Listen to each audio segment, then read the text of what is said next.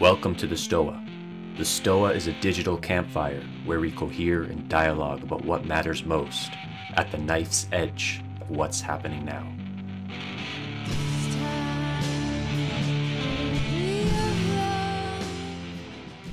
All right, check-ins. I'm feeling a little heartbroken at the moment. It's pretty intense. So welcome to the Stoa. I am Peter Limberg, the steward of the Stoa.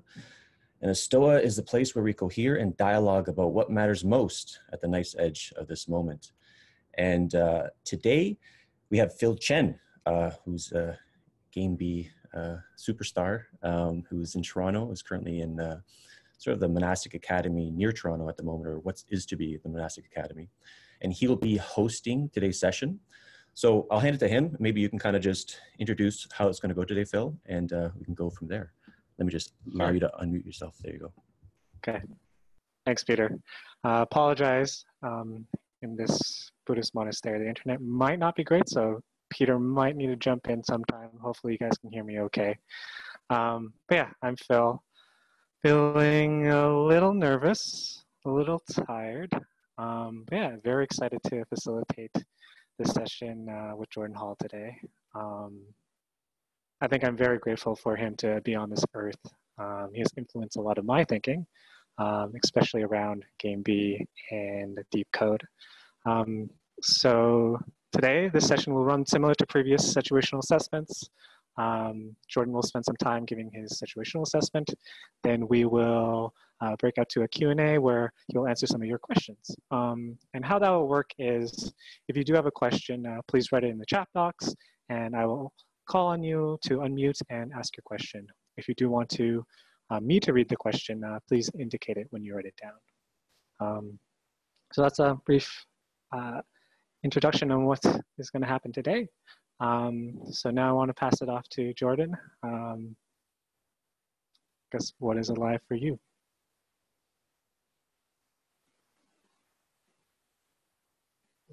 You can unmute him. Yeah, you can unmute yourself now, Jordan. Thank you. So I've been contemplating this and trying to figure out what's a way to, well, what is the most salient thing to, or most relevant thing to put into this space. And the sense that came to me was a little bit like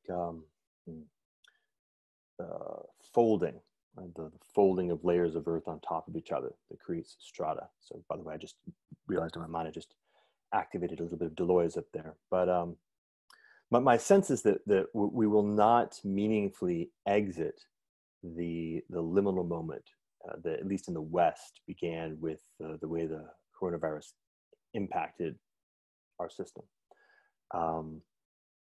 We are beginning to move through the sort of the psychological adjustment phase, where there's a sense now of people having adjusted to some kind of new state, some kind of new condition. And of course, in that same context, that adjustment also involves a surfacing of different dispositions in that context, right? So we have kind of people also pulling apart, but they're pulling apart in this new context. And what I'm finding myself noticing is looking out ahead again. My horizon is moving in the direction of months, 3, 4, 5, 6 months out, as opposed to sort of what's right in front of me, because it feels like the things right in front, while meaningful, are settling. There's a settling happening there.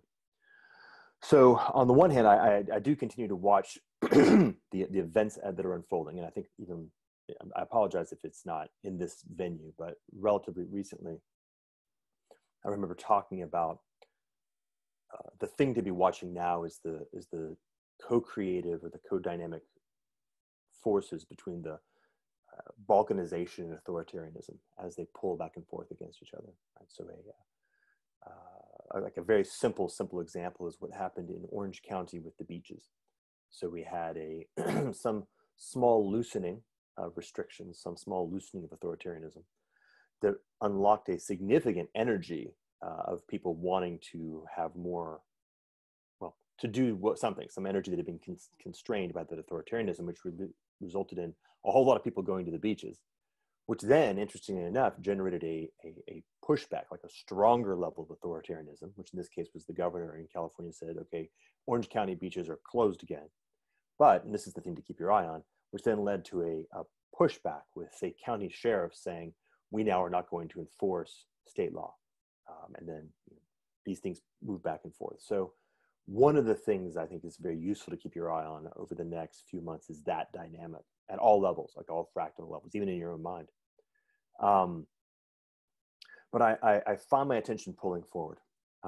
If I look for where big waves are coming in, particularly where waves are beginning to, will be reinforcing each other, late summer and early fall seems like a place to be focusing enormous attention right now. We have at least three distinct vectors, three distinct waves that are in some sense independent, but also very meaningfully overlap.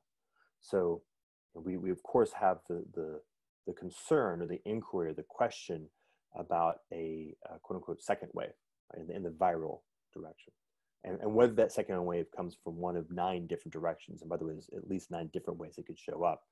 The key insight is the degree to which you would see a resurgence or a surge in cases, potentially more lethal cases, that would then shift consciousness away from oh, okay, this thing is over, let's relax and settle back into something on the other side of virus space, into oh, what do we do with this? How do we deal with it? And how do we respond? So one of those 0 to 1 shifts in consciousness. At the same time, with a bordering uncertainty, the implications of the perturbation at the economy level will be cascading through in that time frame. So these things have a gentleman who I've been watching very closely said something like, modern economies can stop like a sports car, but they restart like a train. Right? So there's this thing stopped, watching the implications of all these different supply chain disruption from the demand side, then by the supply side, and then back on the demand side, financial side, stimulus side, unemployment, like all these different interventions. There's a series of ripples that are cascading through a very large number of different systems, and those will continue to play out and play out and play out. And the kind of the thud of that won't really be felt until late summer. So when you get into late summer, early fall, we'll sort of finally at last be getting some sense of what we did, what the implications of the choices we made last month actually are likely to be. So you're going to find yourself, or we may very well find ourselves, in a circumstance where there's gosh, I thought the virus is in the rearview mirror. Even though we're aware of the story of second wave, it doesn't matter. Our embodied sense of it we're past it, when in fact it may actually come back into a desire to be perceived as more salient, while now the economic implications have actually settled into something which is now felt deeply across a lot of different strata. So those two waves could very easily become highly reinforcing. A simple example might be okay, now we need to go back into lockdown, but now a very strong sense of, fuck you, I'm not going into lockdown. Okay, what exactly happens there? And the tension between those two, of course, is perfectly aligned to build. But of course, at least in the context of the United States, then you also have the political side, specifically the election. So in late summer, early fall, we'll be entering into at least in principle, provisionally, a formal choice of who the Democratic nominee is. And the game is afoot in terms of what the election will look like. And so I would imagine that the energy underneath that curve will be higher, like step function higher than it is now, and building, like accelerating towards the fever pitch of where it will be in late October and early November. So then that's another one, right? And of course, the implications of the choice making around economy and the choice making around virus shows up in the context of election and vice versa. And of course, in the context of election, how would I say it? The temptation to play political games, to gain political capital by trading on fear and or real implications in virus space and economic space will be inescapable. And then we can, I guess, finally layer on something that's a little bit more difficult to track because most of the trajectory is invisible, it's difficult to see. And the way it evolves is equally difficult to trace, but that's at the geopolitical level. So I imagine that most people now are aware of the Wuhan Institute of Virology origin narrative, Right? This has gone from, by the way, it originally showed up in China. So shortly after the virus became known in China. So as it went from being a thing that was happening to a thing that was being perceived, there was actually an explosion in Chinese social media with this is a human-made virus narrative, which got shut down, like clipped. One night, so the search was going like this, and the next night it was effectively gone. And then it was relatively silent, like it burst through in a number of different small areas, mostly futurist types who had connections to China, who were aware of the previous narrative and been doing research. If you kind of trace it, it went underground up until, gosh, I guess about a couple weeks ago. And now it's beginning to burst back into the mainstream. And now, in fact, not just bursting into the mainstream of consciousness, but now becoming part of the geopolitical fencing match. And so the dynamic between the West, the Trump administration in particular, and China, which is not a whole thing, right? China's a whole complex of different groups and forces. It's quite likely to continue to escalate as we move into the summer and fall, but much more complex. But at least in principle, could add to those waves, right? So you could have a fourth wave that builds in that exact same time frame.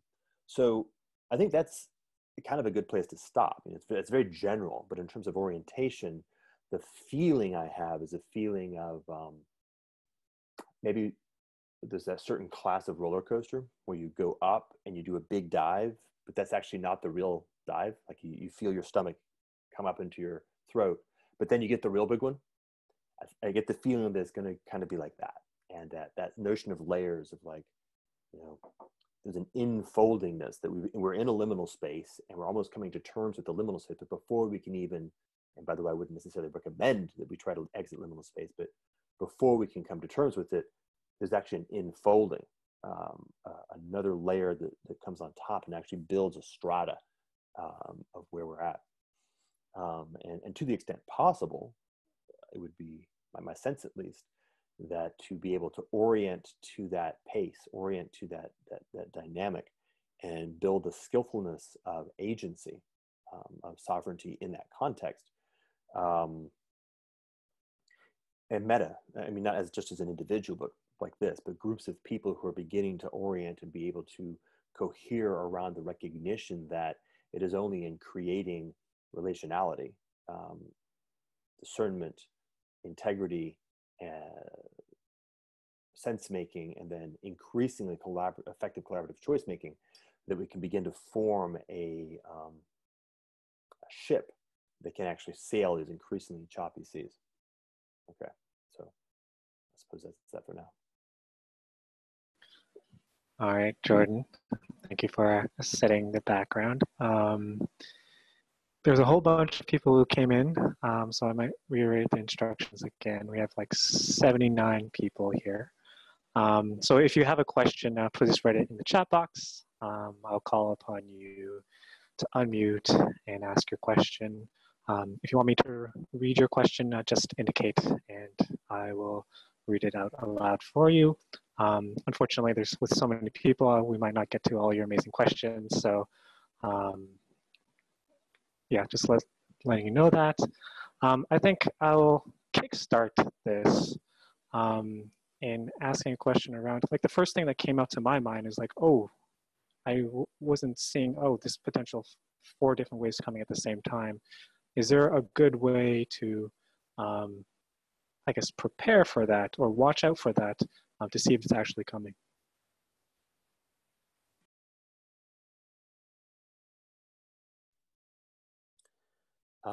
It's interesting because the way you asked the question, it shifted for me. So the first part of the question felt like it was how do you prepare for it? How do you know, the wave is coming, and how do you prepare yourself so when the wave hits, you're not thrown over? And then the second was shifted in the direction of more in the direction of sense making. How do we become capable of perceiving it?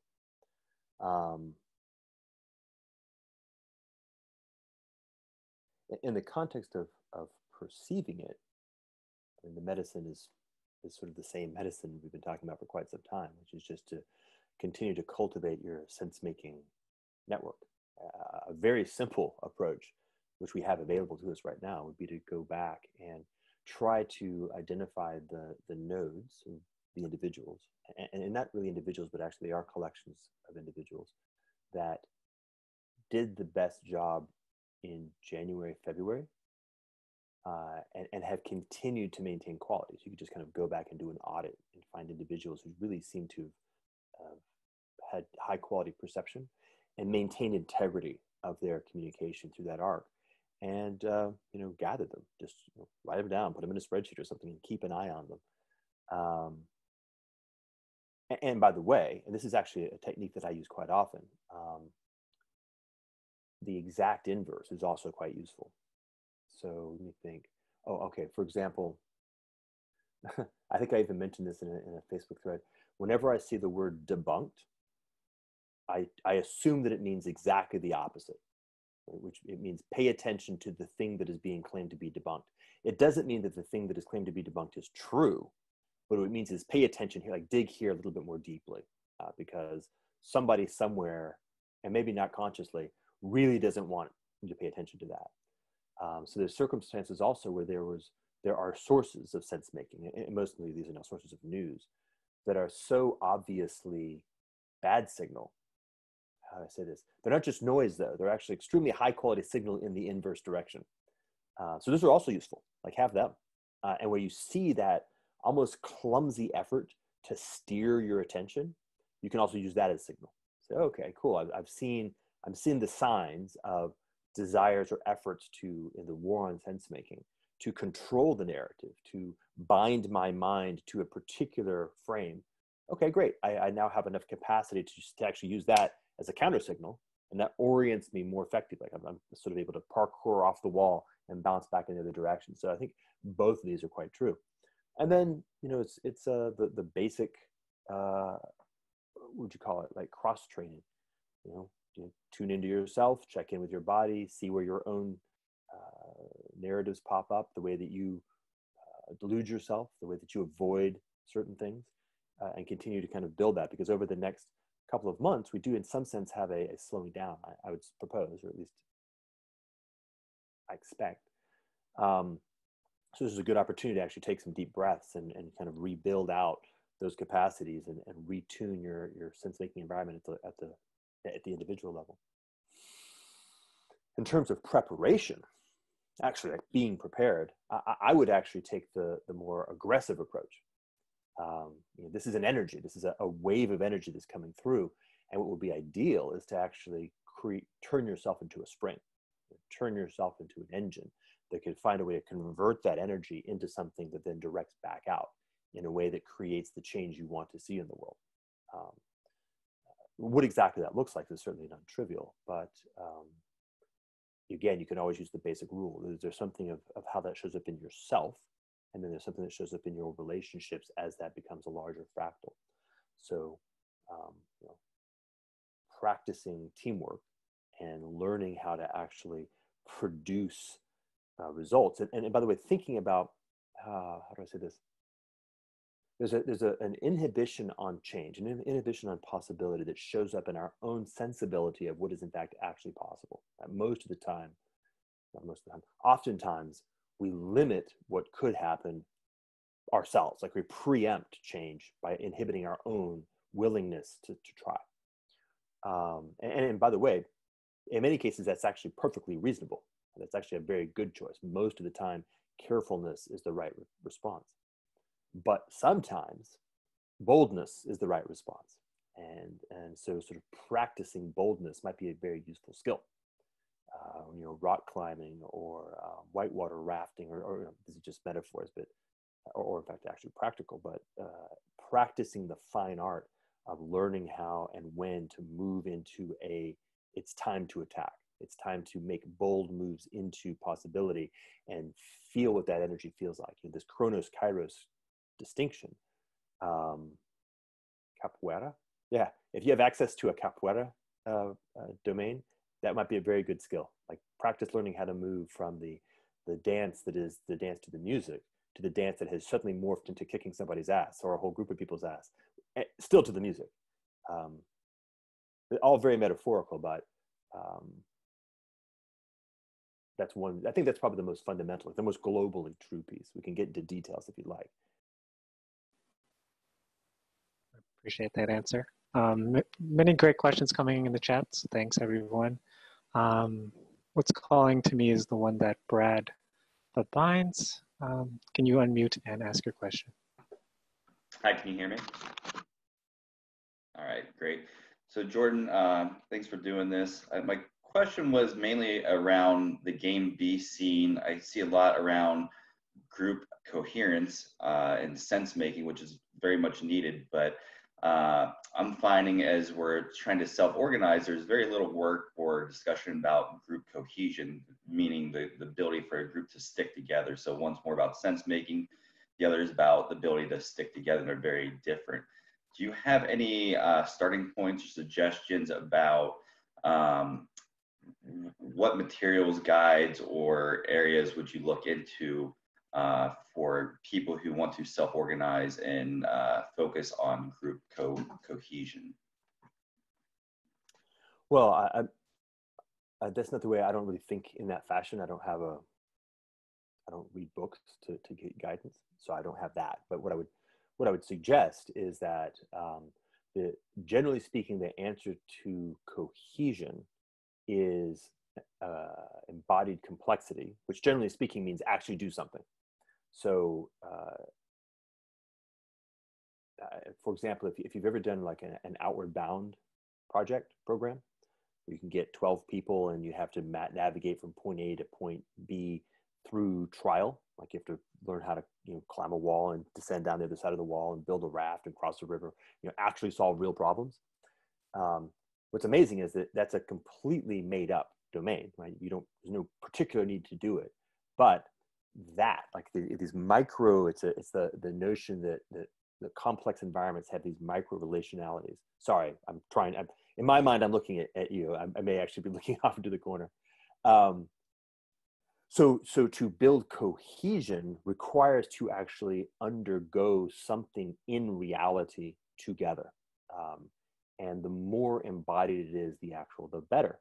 And so build a raised bed garden together, write software together that has a closed loop, meaning that it actually has to go from ideation to ship to a point where the world actually verifies that you did a good job. Those kinds of practices. Write a document together where you're delivering that document out into reality. The idea of an OODA loop, the A loops back to the O, right? But it loops out of the entity. Right? The entity is the OODA. Reality is the A to O, and that's that linkage right there. So the practices of cohesion building always have to be embodied practices in direct relationship with reality. Iteratively, like just do them and amp the stakes, like increase the stakes. And as you increase the stakes, I mean, the most cohesive groups are like the Navy SEALs. And how do they do that? They go through BUDS training, right? So the stakes are very, very high and very intense.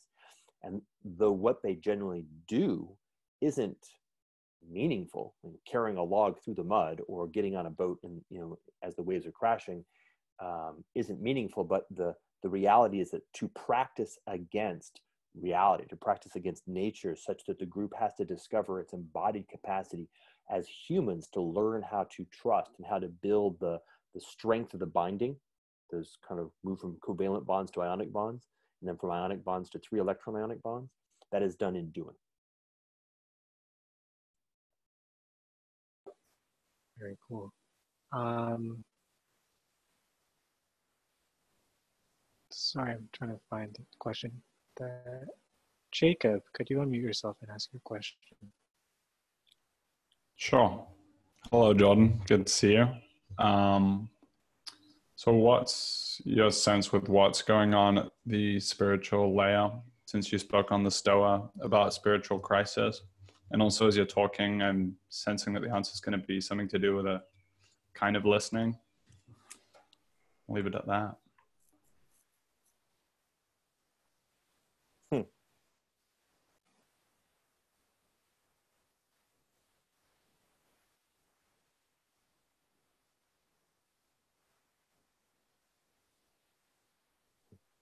Well, I do notice, as I expected would be the case, that more people are losing their minds more fully. And that would be, I think, probably the most meaningful or most, I say this right. It is simultaneously the most obvious, but also more subtly the most relevant aspect of that notion of the spiritual crisis. Like even the term spiritual crisis is a way of describing a psychotic break, is a really good way of thinking about it. Gosh, it's such a weird, actually, I'm feeling a certain pressure, which is interesting. Like there's a, my sense is that there's a seeking or a looking or an effort to discover something that is normally not seeable, something that is normally quite good at hiding itself from our view, but nonetheless plays a decisive role in influencing our choice making. What just popped into my head is a really nice, what is it? The veil is very thin right now. That's a nice way of putting it. And in fact, I think that the physicality of it is actually quite real. I was just reading an article that Jim Rutt linked to about the psychedelic consciousness and capitalism. UBI is what it's talking about. And I think it's a nice way of thinking about it, that consciousness is always psychedelic consciousness. Everything we're in is always set and setting. And that there's something about the nature of the disruption, the set and setting, that is reactivating the ambient reality of the psychedelic nature of consciousness. And that there's a yearning or a seeking for the ability to perceive the invisible hand, and how that invisible hand has been constraining our consciousness, our psychology, but also our perception and our sensing and ourselves, to put us on a train, which is to say a directionality over which we have very little choice, as opposed to in an open field or in a desert, to use the Deleuzian metaphor. We're in fact forced to wander the desert. I think that links very closely to the thing that I led with, which is that there was at the objective level, a hammer, something that hit us and shook things up. One of the characteristics of that shaking things up is it's almost like a ping, an echolocation in the spiritual realm, of the psycho-spiritual realm. And if you slow down and listen, you'll notice that as the echoes are bouncing off of everything, and therefore the illusion of normality is so obviously impossible to establish, you can actually get a perception of structures that ordinarily are very difficult to perceive. And this will tend to give rise to more basic energies. So erotic energy, for example, will tend to show up more powerfully because it's more fundamental, right? It's more founded in longer, deeper things. And so we should expect to see erotic energy building and then shifting and controlling choice making more fully, which is actually a very interesting thing to think about. And to the degree to which we want to become agents in this story, to the degree to which we can taste that building more fundamental energy in ourselves and understand where it wants to go and become vehicles for its flowing into the world, we can upregulate it and allow it to express itself, which then of course would be art.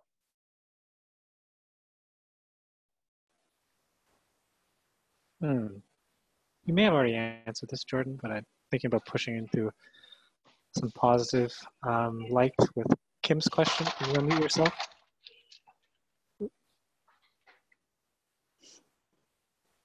Yeah. Hi, Jordan.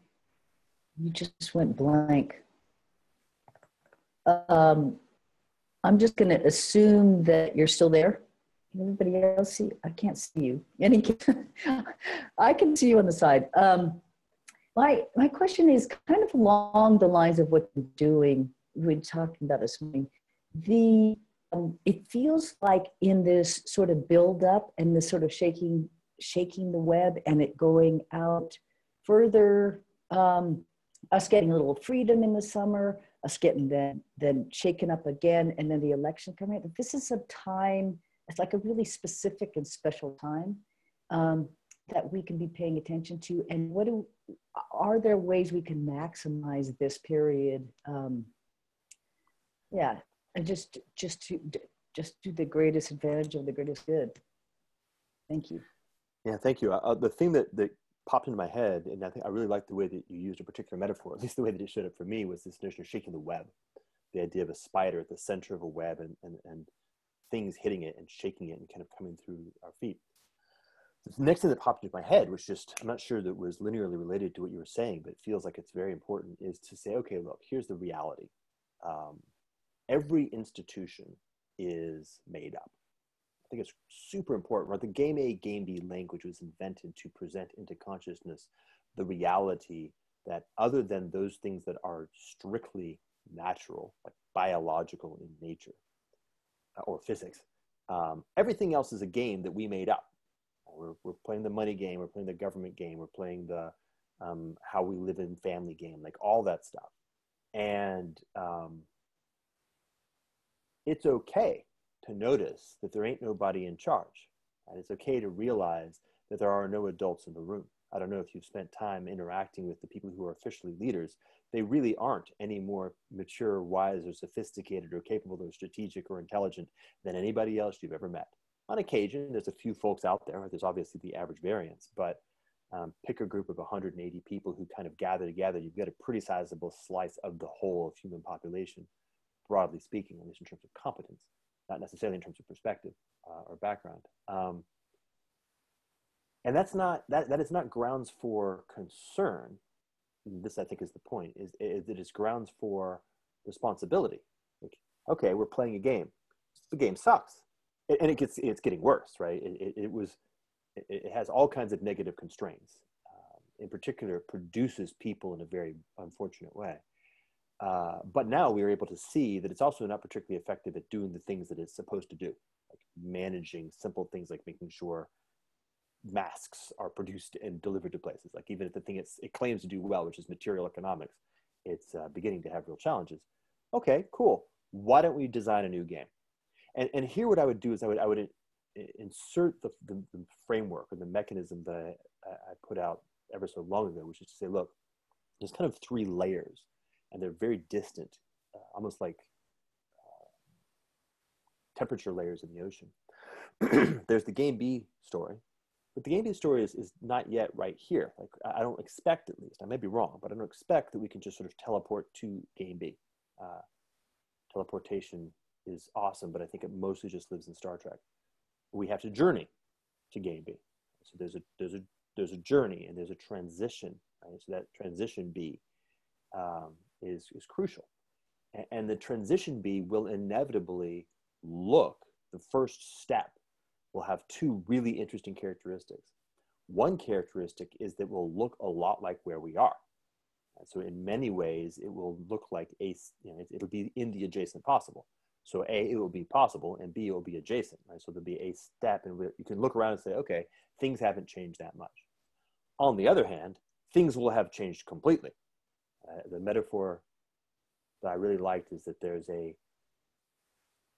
this is a parting of the Red Sea and leaving Egypt moment. This is not a arriving in the promised land moment. And the thing is that as the Red Sea is parting, you're still in Egypt. Right? And even as you're going across the Red Sea, Egypt's just right over there. You look over your shoulder, you can still see Egypt. But at the same time, you've left Egypt. Right? Those are very, very important, like to recognize that distinction. And if you think about that in terms of practicality, if we're designing a new game, particularly if we, like the people in this call and those who will ultimately perceive it, we're going to want everybody else to play, or at least a whole lot of people to play, which means it's got to look like things they know how to play. It's unlikely that we're going to be able to teleport away from money in a single move because people don't really know how to do things yet without using money. Okay, cool. But we can change money, and particularly we can change money in 2 or 3 very important ways. One, let's just like use UBI as a metaphor. UBI is like the veil is thin. The veil on UBI is so freaking thin, it's incredible. Like it's just right there. And this article that I was referring, by the way, which is very wordy, but it kind of gets the point is, UBI is the kind of move that it may actually seem very much like stuff we already understand really well, but it changes some things at the bottom line very profoundly. And so it's one of these characteristics where in a single move, you could sever a lot of stuff that we just have never needed. But you could also change the thing that we are doing in a way that at the superficial level seems very ordinary, but actually profoundly changing at the bottom, like the generator function, reshaping the fitness landscape or the topology. And so what would happen is that then there would be a natural migration to a new place. And so you would, if you imagine that the game B is uphill right now, you would tilt the table. So game B is downhill. People are still going to end up having to wander through the desert to get there, but it ends up being much more of a natural direction of the environment. So to me, the move is, and where I'm certainly focusing my own personal energy, is on endeavoring to identify what would be the characteristics of a material shift in the game that we are currently playing that is potentially available now or would be made available as the moment increases in intensity and breadth. That is nonetheless in the adjacent possible. How do we sever those things that just are stupid and just should go away? And then how do we create a redesign where superficially it's not that different from what we're very used to, but at the generator function at the bottom is completely different, as it comes from a different place. It comes from abundance rather than scarcity, as the sort of the simplest way of putting it.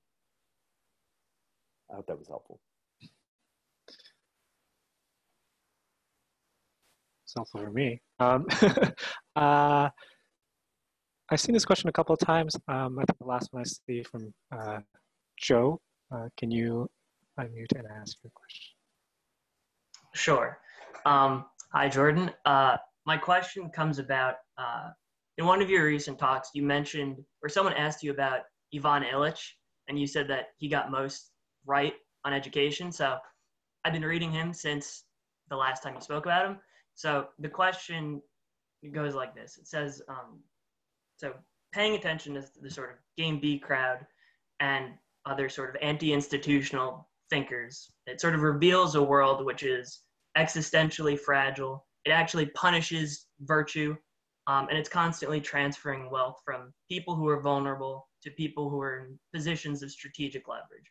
My question is, how is it possible for a person, and in my case, a young person about to enter into this world as a laborer, to participate in the world without an overwhelming feeling of resentment for the social structure which you inherit, and also the people which drive this structure and continue to extract resources from it? So Peter actually put it in other words. He said, what does right relationship with resentment look like when you have to participate in that which you resent?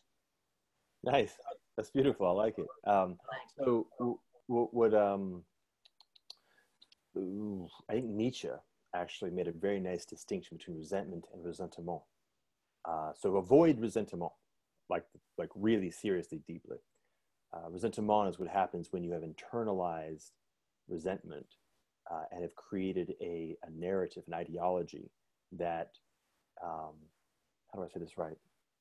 It's a circumstance where you ultimately end up actually participating in your own enslavement by virtue of believing that agency occurs by pointing a blaming finger aggressively. So ressentiment says, this thing that I'm entering into sucks, but I'm so weak and so overwhelmed, I cannot possibly change it.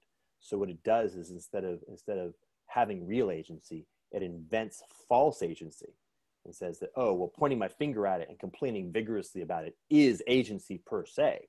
And the feeling of agency replaces actual agency. So this is the trap.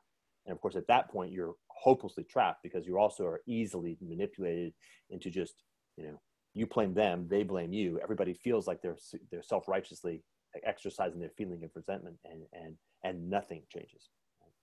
So what I would say is to recognize, it's such a beautiful thing, as I was listening to the way you were describing it,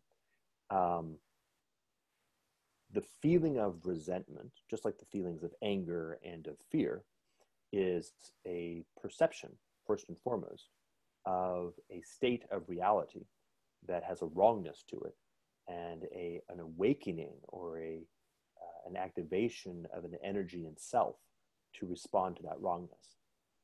That's what that energy is. The moment you begin the process of narratizing it, you could be in trouble. The moment you attach meaning making to perception is where things get challenging. And so the simple answer is to say, first and foremost, allow the feeling to be the feeling, but do not attempt to attach the feeling to the way that you make meaning about the feeling. Particularly to the degree to which you're engaging in meaning making third person. To the degree to which somebody else's story is the story that you're using to make sense of your own feeling. I don't care who that somebody is. It could be post-structuralists or it could be libertarians. It doesn't matter. As soon as somebody else's narrative is what you're using to make sense of, to make meaning out of your feeling, you're definitely going to be in trouble. Okay, great. I think it's perfectly appropriate.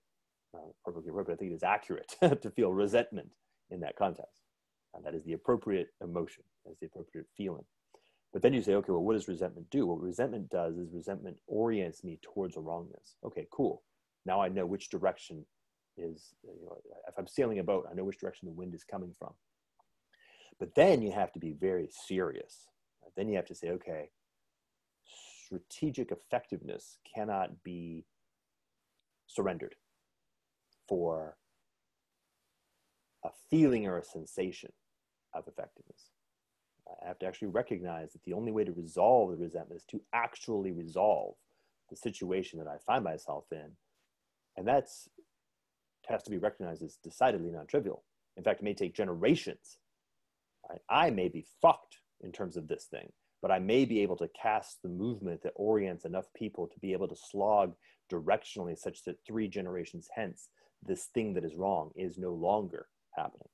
And that's a very powerful mindset, a powerful mindset that doesn't become powerlessness at the inability of snapping your fingers and making things happen. It says, okay, great. I'm now in for the long haul. I may be wandering through the desert for 3 generations before we get to the promised land. What does one step in the right direction look like? And you can take a breath at that. Like if I made 1 step in the right direction against these kind of headwinds, against these currents that are trying to push me in the wrong direction, that's an enormous thing. And of course, what ends up happening, I think I've talked about this elsewhere, is that if you're in a vast river and most people are being pulled along with the current, and you are ever so slightly going against the current, the ability to see everybody else who's ever so slightly going against the current gets a lot easier. And then you try to find ways of saying, okay, great, there is no way that I can do this myself, but there are possibly ways for us to do this together. And that's it. Like, again, it's very metaphorical, but the point is to really, really get into that deep sense of recognizing that the resentment, don't attach yourself to narratives, particularly third-party narratives, other people's stories about what is the basis or the orientation of that resentment. Second, recognize that as a feeling, it is real, important, and valid and honorable, but its value is to orient you towards what is wrong and to give you, activate your energy to begin the process of swimming upstream against it, to push against it. And then to recognize it may be generations before that problem is solved. Your job is to always step in the right way and perhaps to die trying. Wow, that was great. I like the sailing analogy, and it brings up one of the questions from Michael Sillion. Yes. Let's see, it's so far up here,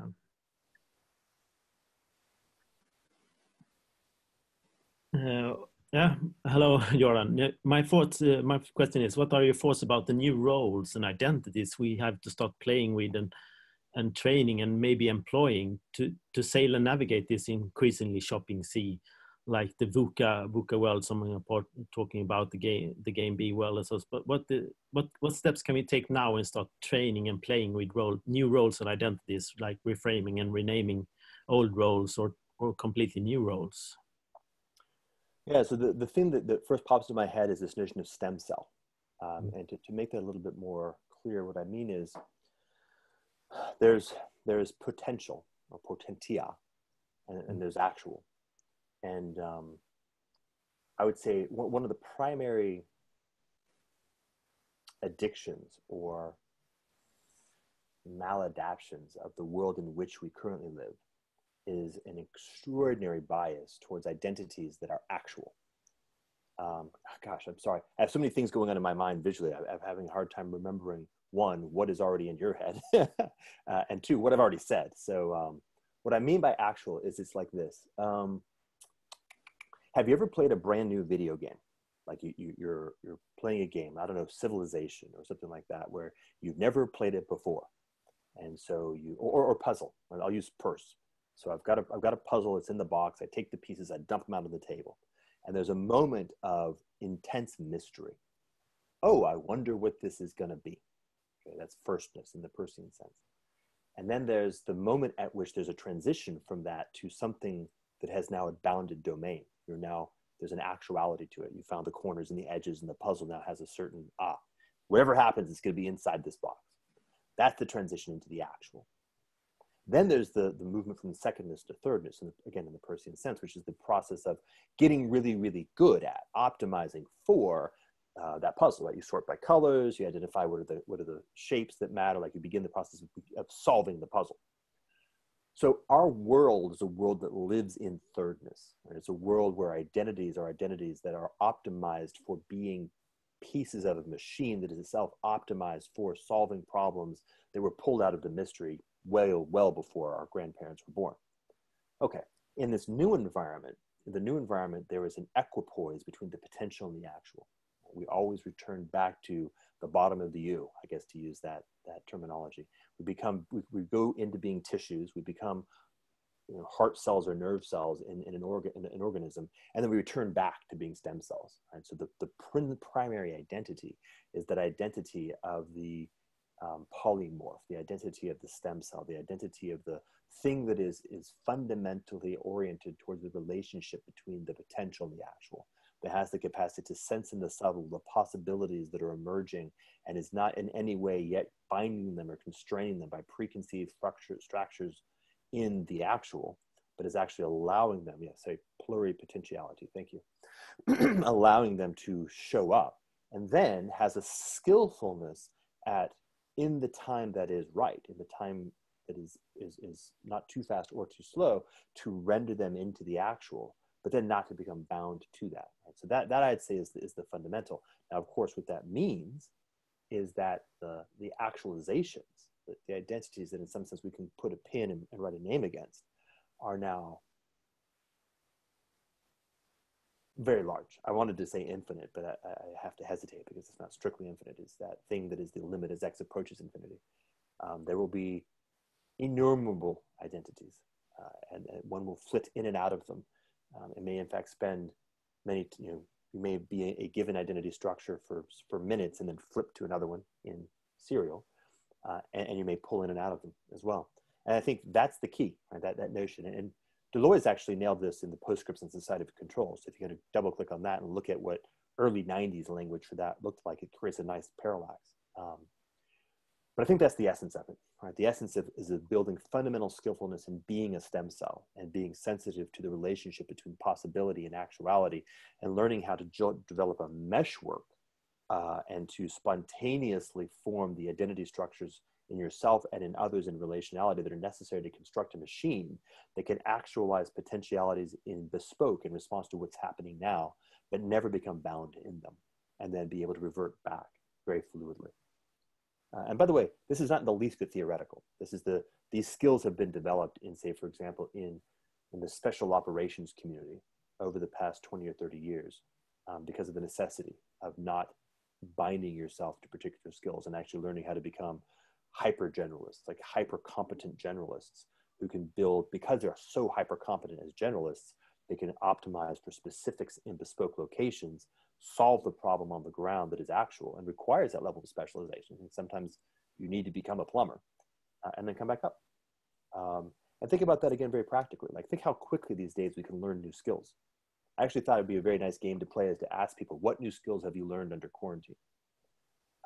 And it should be many, right? Because you can watch a YouTube video and learn stuff fast these days. Like, I actually built a whole cedar hot tub and learned how to be a plumber, learned how to do become an electrician. I mean, not the whole array of plumbing and electrician, but for that subdomain, skills that I had zero coming in, and actually built a real thing that keeps water warm and doesn't leak by watching YouTube videos. And think about that. And everybody can do that now. So to build the skill, learning about learning, like meta learning, to build meta learning as a competence and to be able to access the universal flow of people who have competence in all these subdomains, who can render that into curricula that you can absorb quickly, iterate on in practice, and actually build functional skill, like good enough to do the thing you're trying to do. That's the future. All right. I'm excited because I think it connects to a question around liminality.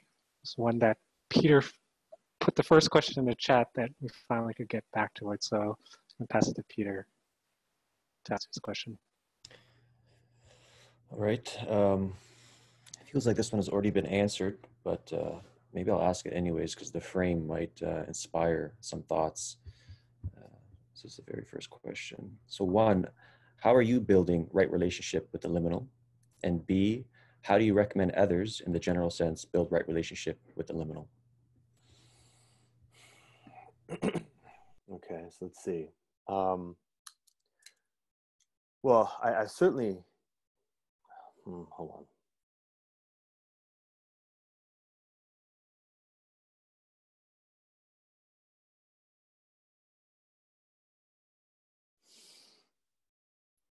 Obviously, first, slow down. The liminal is one of these things where it's subtle and easily disturbed, and learning how to not muddy the waters and to move slowly through the water so that you can perceive what is in fact actually being expressed is first and foremost.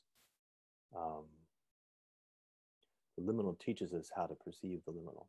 So as we build skillfulness in not muddying the waters and not creating ripples, and then simply listen to what is being taught, always, everywhere. Every aspect of experience contains the lesson. We find that every opportunity in experience contains in it the lesson that is enabling us to increase our capacity for relationality with the liminal. The more intense the experience, the more skillfulness is needed to hold that stillness so as to allow the lesson to unfold itself in us, which, by the way, in many cases also takes a great deal of time. And so it is not simply the case of being able to listen in the moment, but to actually learn the skillfulness of holding the peace in oneself to allow the lesson to unfold over what may be days or weeks or months or years. I mean, there's lots of all the classic words: humility, peace, gratitude. And these are, say it, Vervaeke and I have been spending, I think, or were spending some nice time just grabbing words like gratitude and trying to dust them off and recover them. And gratitude is a state. Gratitude is a disposition. Gratitude is a relationship with the whole of possibility.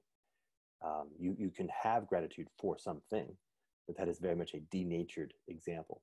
And you can work your way back. You can imagine things for which you are grateful to remind you of what the feeling of gratitude is. But the practice of gratitude is the practice of actually placing yourself in the pure state of gratitude in relationship to the whole of reality without regard to a particular object. The same thing is true, of course, of humility. And so to practice those and learn how to flex and exercise those muscles, I think is a useful skill in this context.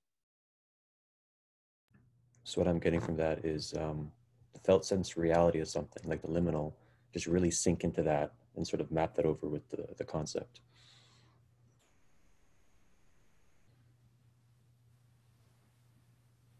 Yeah, the concept feels off to me. It's it's more like the competence, the conformity, the grasping, to sink in, and then to simply have become, grown into it. Right. Awesome. I feel like we're 2 minutes to 11 here. And there was many more questions in the chat that I feel bad that we can't get to. think we're gonna wrap it up here. And appreciate all the questions. So would you mind if we do Sorry? one more? You want one more? Yeah, for some reason I feel like there's one more question that would be, like it's at least available. The energy is pretty. Is there any specific thing alive in you right now that you want to say? Sorry, I can't do that. I'm entirely listening right now. All right. I can grab one at Peter. random. Peter. Let me see. When? Let's find a voice that I haven't ever heard. Okay. Or we can maybe work backwards, because I don't want to point anybody out if somebody doesn't want to be pointed at. Is there a voice out there that I've never met you and I've never heard your voice, and you feel, oh, hey Marcia, that you'd like to say something? Nicole, perhaps? Lydia, beautiful. So Lydia, that seems right. She needs to be unmuted, I think. Hello there. Hi. Thank you very much for allowing me to participate in this discussion.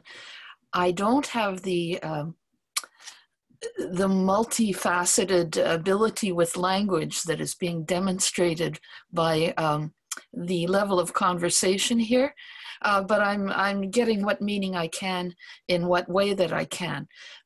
In my isolation and quarantine, it is simply not realistic for me to live in a goal-oriented world where I must learn to build a skill like making a new cedar deck, or even pursuing anything right now. I'm absolutely incapable of it.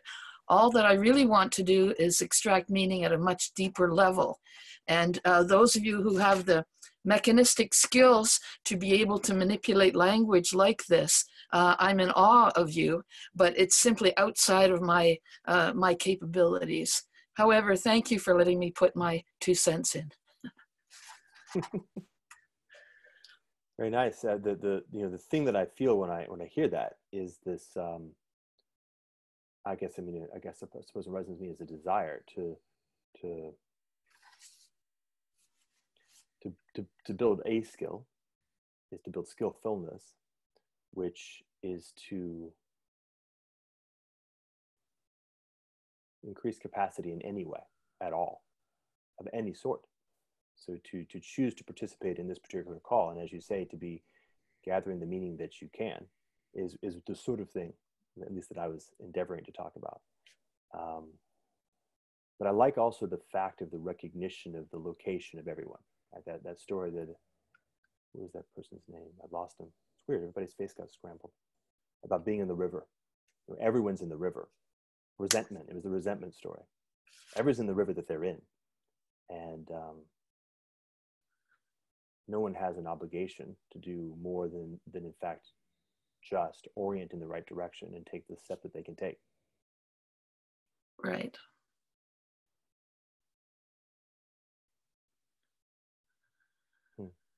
It's funny though, if everyone did just that, everything changes.